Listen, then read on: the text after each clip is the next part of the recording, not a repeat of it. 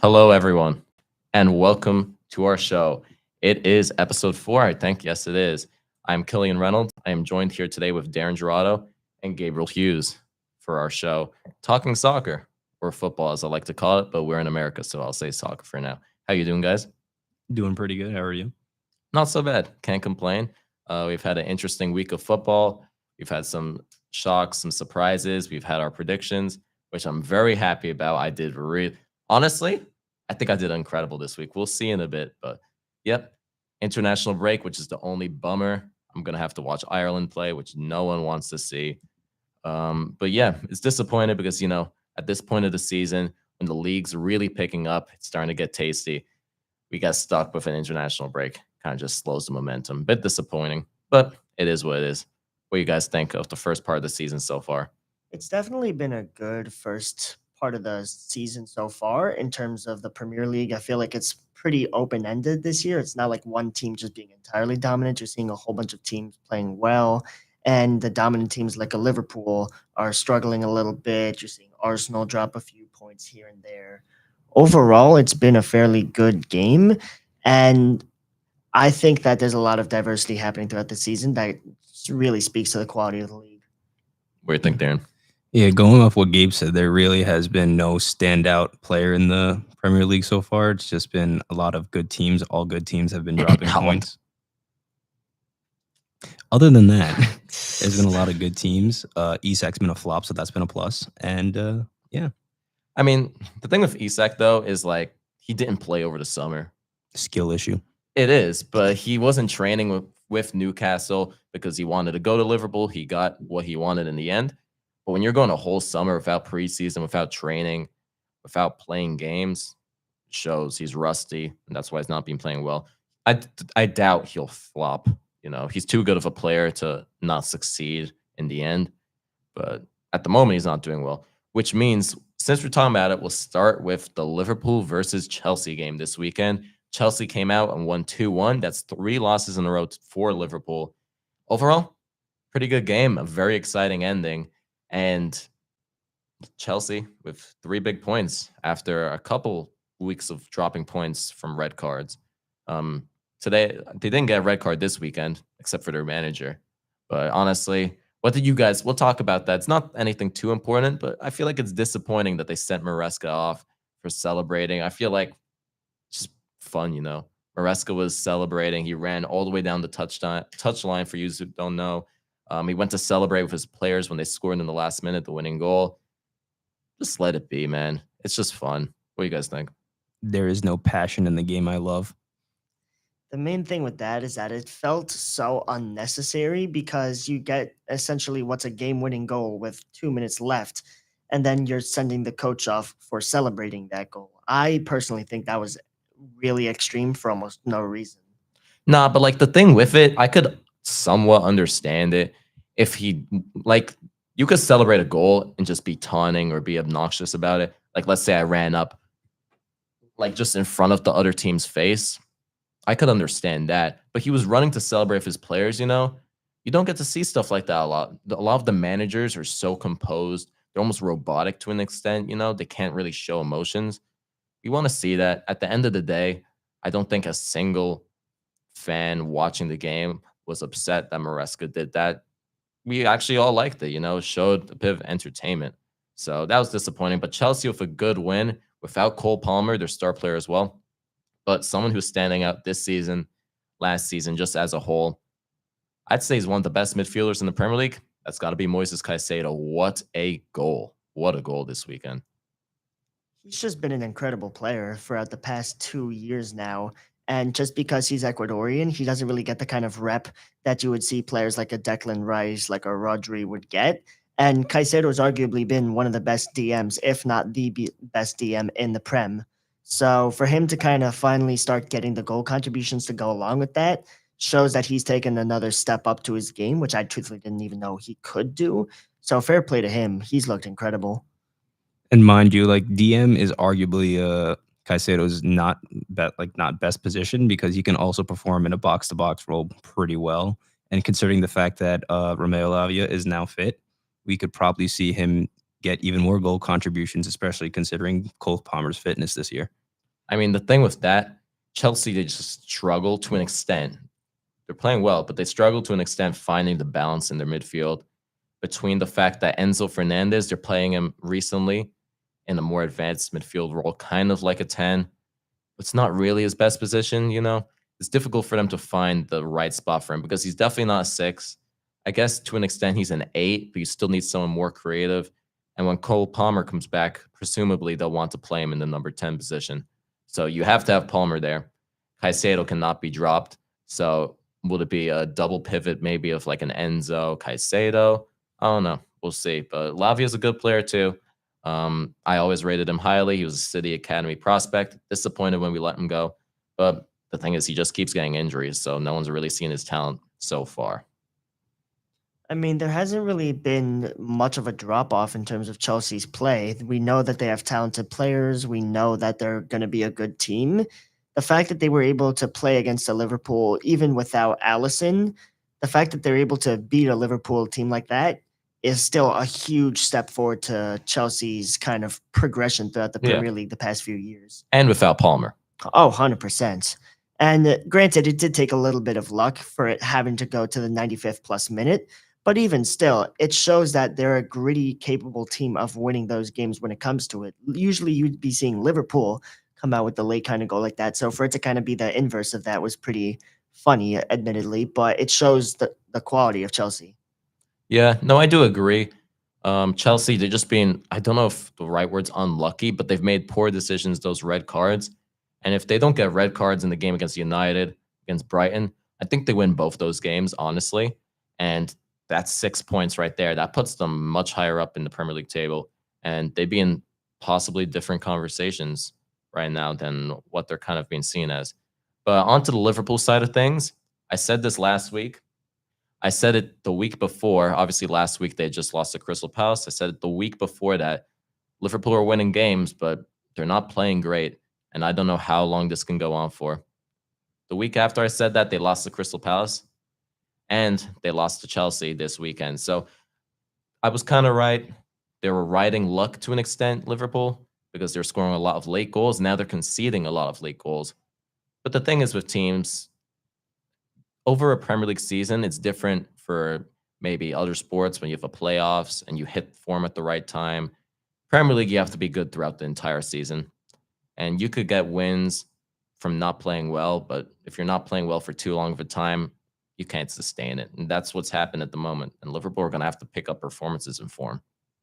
Yeah, just going off that, I just think Liverpool is a team, even just saying this sounds wrong, they're like a team in transition to an extent. Even though they spent a lot of money in the summer, the tragic loss of Diogo Jota, in addition to losing Trent as their main build-up and creator in their back line, it's just they just haven't been able to build up and escape pressure in that back line.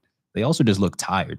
Like even with Esteval's goal in the 90 plus minute, Robertson, there's a pic of Robertson just like on his knees, just like trying to get a breath of fresh air because he is gassed. He is tired. And he's been subbed on. Exactly. He didn't even start. Well, he's getting old. But no, I get what you mean. The thing with Liverpool was you're saying to an extent in transition, they just won the Premier League. They're supposed to be building on that. They're supposed to be consistently now at the top, kind of to an extent of how people view City. They won the Premier League and they go and sign some superstar players, build on that so they can win 2, 3, 4 in a row. The thing with Liverpool was I did not agree with all their signings. I don't know. It's obviously hindsight because we know what's happening now. But Frimpong, I never understood that signing. He's a wingback who plays very high and wide. You have the best right winger probably in the world. I mean, Yamal will be soon, but Salah's consistently being that. So why are you going to sign someone who's going to take up those same positions? I don't know. Trent, the reason Trent and Salah work so well is Trent, he didn't play wide. He came in, he used his passing, his crossing. Frimpong's not that. I think it would be much better just to give Connor Bradley the reassurance he's going to start, sign another young right back who's defensively solid. And I thought Kirkes was a good signing. I do think he was a good signing. He's not playing well, though, which is interesting enough because he was very good last year for Bournemouth. He's just not playing well so far at Liverpool. And Verts, I don't know. He's not playing well. What do you guys think about Florian Verts so far? It kind of reminds me of Kai Havertz with Chelsea because you get the super creative 10 from Bayer Leverkusen that was signed for so many dollars, and he just hasn't really lived up to standards yet. For Florian Wirtz is obviously such a talented player to where you can definitely see that there's room for improvement, and he just hasn't been quite there yet. With the one play against Chelsea, he had a beautiful flick on that Mo Salah just failed to bury. So I think that there's definitely the potential. He just has to kind of get used to the Premier League's physicality a little bit more. Once he gets properly adjusted, I do think he's going to be a good player. It just depends on whether or not he's capable of making that adjustment. Oh yeah, I do think you don't pay over 100 million for a player if they're not clearly very talented. That's what they did for Verts. The thing with Verts is Liverpool, not just last season, but over the past 6, 7 years, have been a team that relied on their midfield not as much for creativity, but for work, for power, and for intensity. When you have a midfield like Jordan Henderson, Fabinho, and Wijnaldum, none of them are insane creators. A lot of them are just very hardworking, and they put in a shift, and then you rely on your front three for the goals. So Liverpool, since I'd say maybe Coutinho, this is their first midfield player where you'd say is really a creative superstar, Verts, coming in. So their system's not really being set up for something like that compared to a team like a City who consistently play with creative midfielders. They kind of give them the freedom to do what they need, and Liverpool aren't used to that. So maybe that's a reason why it's not worked out yet. It might not be as much a player thing. It might be more of a system thing. In reality, it's probably both. Yeah, just going off what Gabe said, I just think once Verts catches up to speed, he'll come good. Of course he will. He's too good of a player to not to. But the transition from Bundesliga to Premier League has always been a troublesome one. In the Bundesliga, you're afforded acres of space and time, and you just see it in all like the counterattacking goals that occur in the Bundesliga. And in the Premier League, Verts is just not getting this time, especially in the first couple match days. I think now he's kind of getting up to speed, especially in the Chelsea game and in the Champions League game versus Galatasaray. He's kind of getting used to playing with the Liverpool players. Now he's creating more. He's more comfortable in his surroundings. He understands that he's playing in a more difficult league and he can't take as many touches and have as much time on the ball as he used to. Yeah. No, I think that's a good point. Honestly, I hope he fails. It's blunt. It's honest.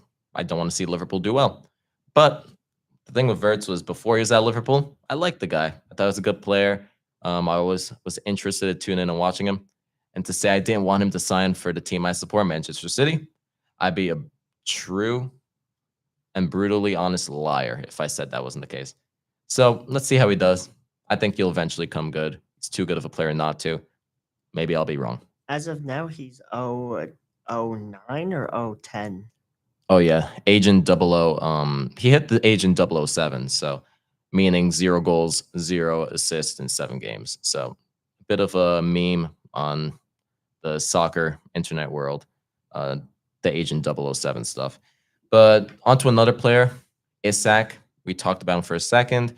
As well, he should come good. I just don't think they needed to sign him. Ekatike started off really well. It's kind of that, oh, well, let's sign him. He's the best striker available in the world because no one's going to get Mbappe or Holland. Let's get him. If they hadn't signed Ekatike, then obviously, yes, go sign him. I don't think they needed to because it just causes them another problem in building their squad, managing player relations in between the dressing room. But they signed him, so they're going to have to find a way to work around with him. He'll come good as well. But let's move on from Liverpool for a bit. We're going to talk about a team that did win this weekend, a team that's top of the league, sadly, being Arsenal. So Arsenal got a good win. And I've said this for maybe, I don't think I've said it on the show, but I personally think Arsenal will win the Premier League this year. I know. And I don't think I'll say that to an Arsenal fan's face because I love to mess with them. I love to make fun of them for not winning the Premier League past couple years. But I think it's now or never for them. I don't know if you guys agree, but they've been building. Is this finally the year? They look the strongest out of all the teams, up there with City, I'd say. They look like this is the year to take the next step forward. They finally got their 9. Their 9 isn't performing as well as he should right now, but he will come good. But they have addressed all the holes in their squad. They have their 9. They have their creative 10, especially with all the injuries Odegaard has been facing this year. And they finally built depth in their back line when over a long season, you are going to get some injuries. That's what hindered them last year when Gabriel was out in the Champions League. Saliba was injured here and there, and they just didn't have the proper depth to cover those positions. The main thing is that this feels like the strongest Arsenal side on paper in quite a recent while. Gyökeres, Gabriel, Saliba, Raya, their team is loaded with talented players to the point where even their bench is still solid, as Mhm. shown by them beating Bilbao in the Champions League with a depleted squad. As them, I believe, I can't remember exactly who they played last week in the Champions League, but they also did not have a full field of their strongest 11, and they still played pretty comfortably, and I believe they won, but I can't They say with did. 1,000% Yeah. certainty. But this is definitely by far the strongest that Arsenal has looked, and provided they stay healthy, I think that they're going to be competing for that Premier League title at the end of the year. It's just whether or not they can kind of escape their Arsenal genes, where they will always tend to drop points when it matters. The thing with Arsenal is the first season that they challenged for the Premier League, it wasn't expected. The season before that, they hadn't gone top 4. They didn't make Champions League. So that was the expectation, and they exceeded it. They almost won the Premier League, and the reason why was their attacking talent. They scored so many goals. They were really enjoyable to watch, to be honest. They were a really good side, but in the big games, City scored 4 against them, and they just conceded too many goals. The season after, Arteta made sure to build on the defense. He made them one of the most defensively solid teams. They don't concede goals, and now consistently for a bit, they haven't conceded goals. But then, on the flip side, against the teams that they were scoring 5, 6 goals against, they weren't able to beat them. They were only scoring 1 goal. They tie 1-1. So finding that balance between having a really, really good defense and having a really, really good attack, because they were able to do one and then they were able to do the other, but they couldn't do both at the same time. That's why I think a sign like Gyökeres, even if he doesn't score in the big games, I think this is a point people aren't really thinking about. I don't think he needs to score in the big games, because over the past year or two, Arsenal have been consistently able to perform in big games. Doesn't mean they have to win, but they've been able to beat teams like Liverpool, sadly beat teams like City, without a top striker, just because when you have a defense that good, you're going to challenge in the big games. It's going to be difficult for you to beat. I think Gyökeres is more so needed when you play a team, for instance, a Fulham, when you play a Burnley and you just can't score. You need someone to put the ball in the back of the net. Even though it's not a great team you're playing against, you have that striker and he'll do that for you. And you pick up 3 points. So I think Arsenal this year will be the year they finally do it. I will not want to be there when they do it, but I think they will. If not, we'll see if Liverpool is able to hit form soon enough. And besides then, I'd never say count out Manchester City, who is the team we'll talk about now in a minute. I don't think you could ever count out my team, just because the experience when you have the best striker in the world and the best manager in the world. A team that's won Premier Leagues over Premier Leagues, Champions Leagues. Well, Champions League. I know someone's going to definitely nitpick on that later. But Kai Havertz. A team that consistently has won. And winning experience is a big thing. So I don't think you could rule them out. Has anyone watched Manchester City over the past week? Did you see the Brentford game? I unfortunately did not. I saw the highlights of it. Haaland did what he usually does, which is score when needed to. That is true. And this season, he's done it a lot. As usual, he's done it a lot.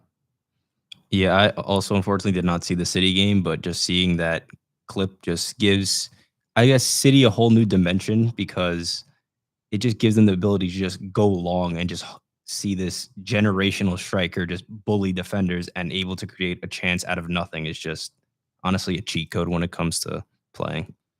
I thought something interesting. Manchester United legend Paul Scholes is a midfielder. He was talking on Sky Sports on one of the shows, and he said the thing with Holland that intrigues him is the fact that if you play soccer, you always know younger age groups. Like, for instance, you're playing under 11s, under 12s, like you're a kid. Usually there's a kid who's had a huge growth spurt. You're looking around, maybe you're like 5 foot, 4 foot something, and there's a kid who's almost 6 foot, who's hit their growth spurt and they're not going to grow. And that kid just destroys everyone because they grew before everyone else. They're stronger, they're taller, they're faster. Paul Scholes, he described Holland as someone who's stronger, taller. He's like playing in an age group that's older than everyone else. And he's playing in the best league in the world. So that just shows the quality of Erling Haaland, how special he is. But I think a thing for City as well, Brentford hadn't lost a game at home this season. That's the first game they've lost. Brentford, a difficult team to beat. They're not easy. United went and lost there. I think it was 2 weeks ago. But getting a clean sheet's important when you have a goalkeeper now like Donnarumma, able to make big saves, such as the one that was the 1v1. I think it was Igor Thiago, was it? I think so. I might be wrong, but it was a beautiful save, really big save. If he scored, it would have been 1-1, would have dropped points. But the thing with City is they won't be ever as creatively good when you lose players like David Silva throughout the years, Kevin De Bruyne. But if you have a striker like Haaland, even wingers like Doku, who are able to take men on, create chances, score goals, a player like Phil Foden, there's always a chance. There's always a chance. And I'd never say Pep Guardiola can't win a Premier League because that man is debatably the best manager of all time. And he knows how to win it. So I don't think there's a reason why they can't. Another thing I saw is that I believe they're undefeated with only 1 goal conceded with Gigi Donnarumma in the net. I don't know if those are the exact numbers, but with Donnarumma, they've looked so much In the more Premier League. compact defensively that they've just become the defensive standard. I feel like they've been so unbelievably good at just holding teams down. And the other thing is that they also re-signed Savinho to a longer term deal, which I feel like if they can fully access him as well as a creative playmaking outlet, Holland is just going to become that much scarier to go up against. If you can get a good player, getting him in the crosses, getting him involved in simple build up, I feel like Holland is genuinely going to become a terrifying player if the wingers and the 10 can create around him more. Mm-hmm. And players like Shirky, Marmoush are coming back from injury soon. Even the left back in Ryan Ait-Nouri, he's very creative. He's able to put in good crosses. That could help Holland. And for example, City, a lot of their attacking players are young. Savinho is 21 years old, I think. Doku's like 23. They're going to get better. Oscar Bob as well. Going to get better. So as these players improve, City should as well. So yeah, just City is just, I say they finally refreshed their squad. They're built for the present and the future. They're all just ready to take that next step in their career. Like you said, you have people going to their primes. Like I said, Holland he's already in his prime, I'd say. Probably going to get even better. Foden is entering his prime. Reinders is towards the end of his prime, but he's performing great. It's just, they're just ready to take this next step. I just think the only issue that you guys need to find out right now is just a partner for Gavardio long term and an eventual right back. Introduce you Kusanov. Man like Kusanov, he's injured away. The Uzbekistan man himself. I think he's going to be a star. Trust in him. I think he's going to be great. He's got the speed. He's got the strength. He's young. Hopefully, he'll be the solution. But we're going to take a quick break. I'm going to read out our ad. We do this every week. So, as I say, as usual, do a show here. It's very enjoyable. You can do it with your friends. You could do it by yourself. But either way, I definitely recommend. So, if you're interested in having your voice heard, like I'm hearing mine now, interested in hosting a show on WIUR, email our president, Robbie Basil, or come by the station, and we'll help you get started. So, as I said, very much so recommended. You should do it. You could talk about almost anything. We're talking about sports, soccer, and it's enjoyable. And hopefully you guys behind the camera are enjoying it too. So on to the next team. We'll talk about Manchester United. They won a game of football, ladies and gentlemen. Congratulations to Manchester United. Hopefully they never do this again. Now, granted, it was against Sunderland, I believe, so you have to take that with a grain of salt.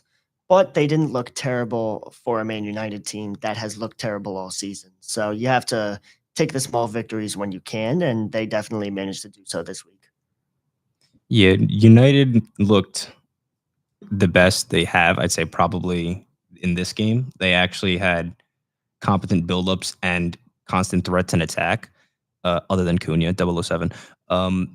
They just were just above Sunderland just completely. And I'm just going to start by saying that it goes off of having a solid goalkeeper in the net. They finally looked solid defensively because they had a goalkeeper in net that they could trust. They felt they had a sweeper keeper, they had a cross claimer, they had everything that Onana and Bayindir aren't, and they just look so solid in defense. And I must say, at the end of the full-time whistle, you saw Delit instantly run to Lamens, and it was just the defenders are finally happy that they could feel confident in their goalie again. The thing with United is consistently they've had issues, and the issues are usually the same.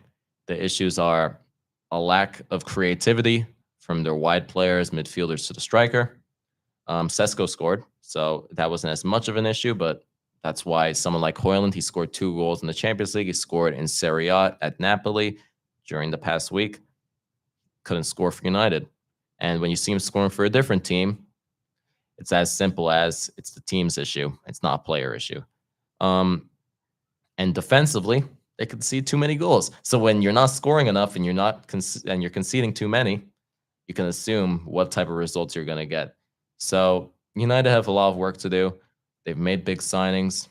They're going to be expected to start hitting the ground running soon because recently it just came out that the owner of Manchester United, Sir Jim Ratcliffe, that's his name, he just said that Ruben Amorim should have at least 3 years in total of managing Man United, just so they got a good enough view of if he's the right man, because they shouldn't get rid of someone before 3 years.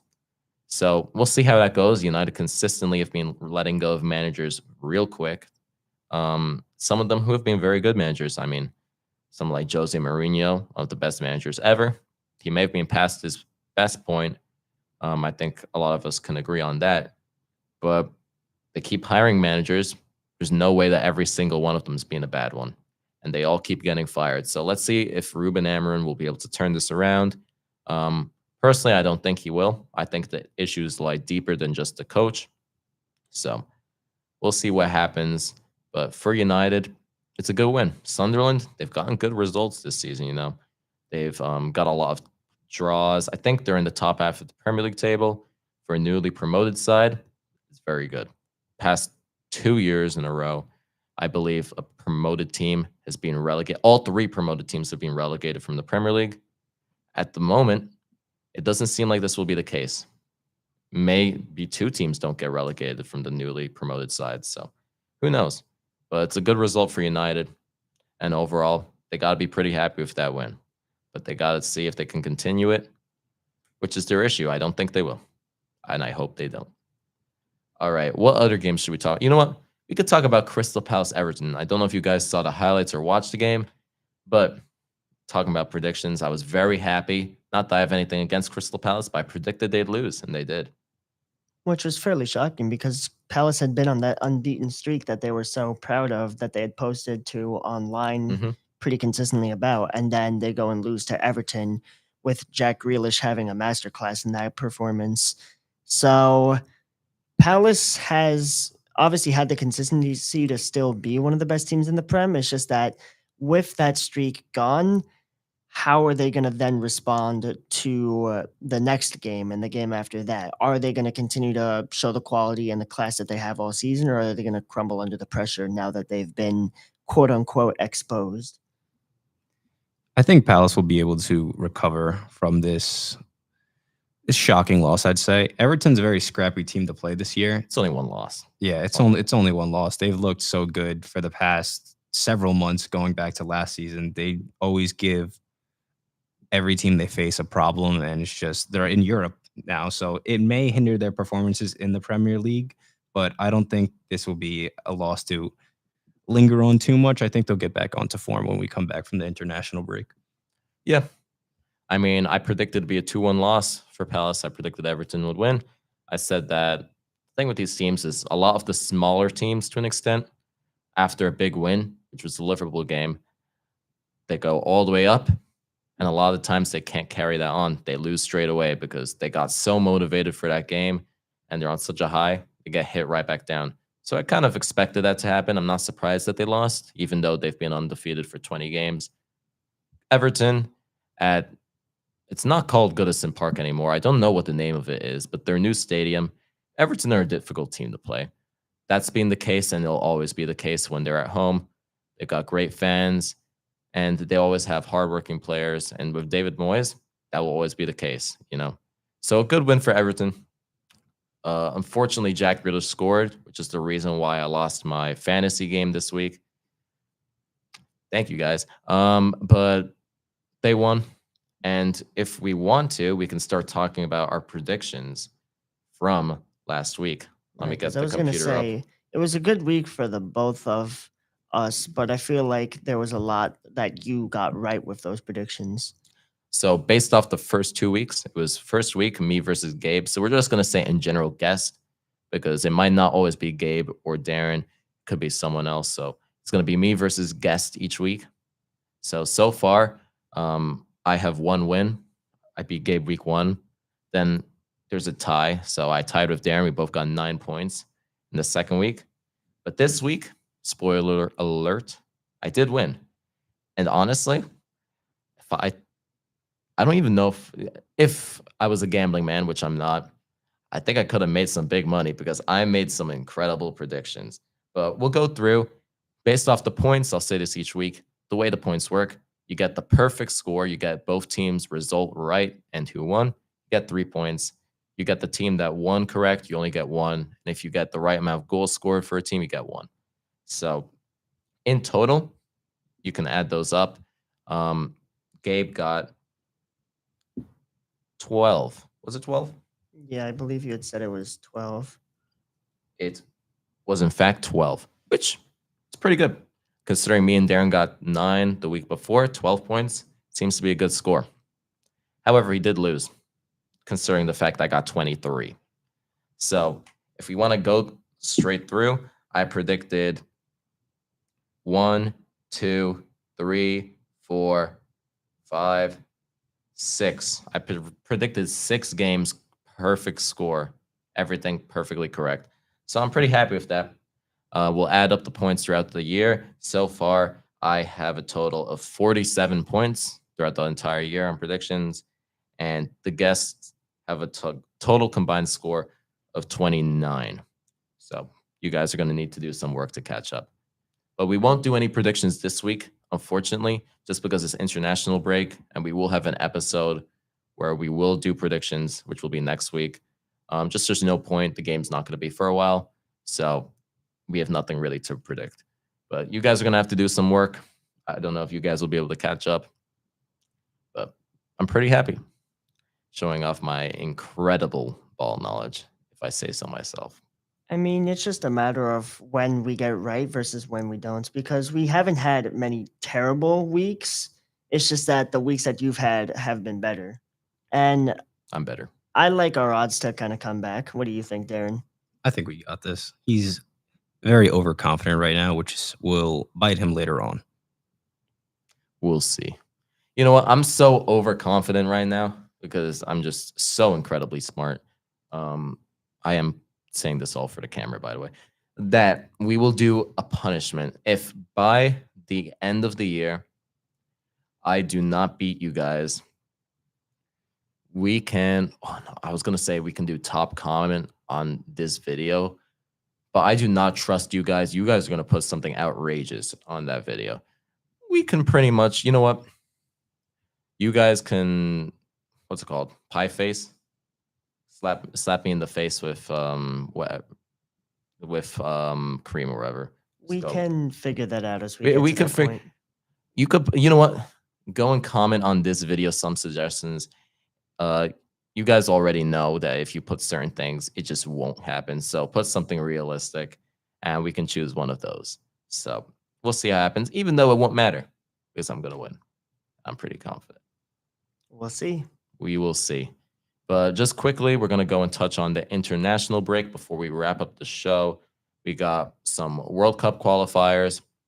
Players like Lamine Yamal will not be playing, if I'm correctly stated. Nope, he is injured once more. Another pubic injury, his second of the season. And it's just, it goes back to if he was never really fit to begin with for the first international break, why did they force him to play in World Cup qualifiers that Spain has already qualified and they really don't need their best lineup out there right now?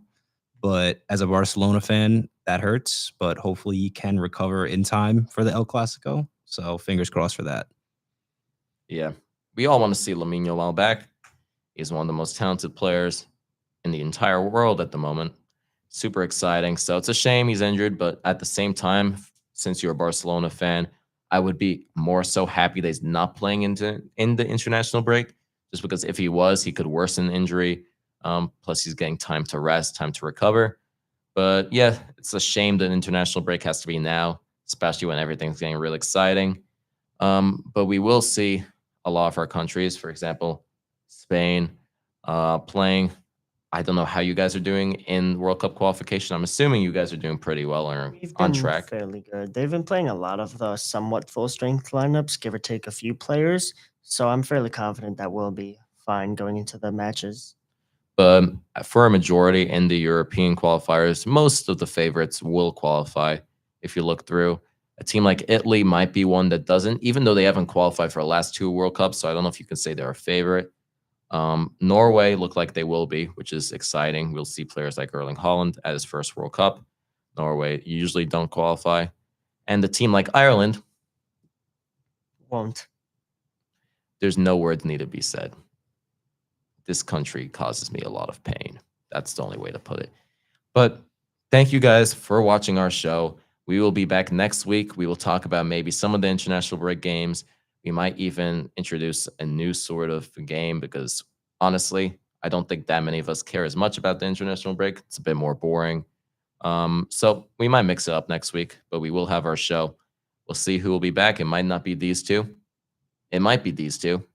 If you guys don't want that, then it is what it is. But I appreciate you guys all for watching.